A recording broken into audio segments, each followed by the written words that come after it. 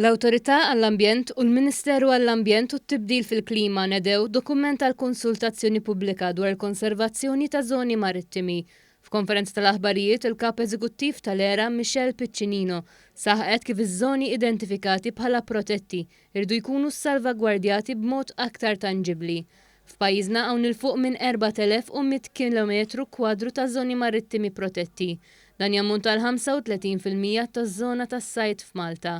Għalhekk, id-dokument qed joffri linji gwida tal-objettivi li jridu jintlaħqu għal konservazzjoni ta' dawn iż-żoni li joffru protezzjoni l-abitat kollu li jinsab kemm taħt kif ukoll fuq wiċċ il-baħar, fosthom dniefel, fkieren u għasafar tal-baħar. Ħafna drabi anke s-sajjieda pereżempju jikkomplejnjaw li m'għadekx issib ċertu tip ta' ħut. Dak huwa sinjal li allura dak il-baħar ikun qed jiddegrada luħu. Allura hawnhekk għandna setta miżuri ta' kif niżguraw li l-baħar tagħna jibqa' b'saħħtu għad-gawdija ta' kulħadd. Il-Ministru għall-Ambjent u t-Tibdil fil-Klima Aron Farrugia semma kif wara li ġew identifikati dawn is-siti irid jinstab bilanċ bejn l-ekonomija l-blu u l-konservazzjoni tal-ambjent marittimu. Għadin ngħidu li hawnhekk irridu nsibu l-bilanċ bejn l-ekonomija l-blu li tina ħafna, tina fil-fatt 15% tal-ekonomija bħala nazzjon, imma mbagħad għandna wkoll diversi speċi li allura ifisser obbligazzjonijiet u dmirijiet tagħna. Għandek il-Posedonja, għandek ukoll mbagħad tniefel, għandek fkieren, għasafar tal-baħar, irridu nsibu l-bilanċ bejn tnejn li huma.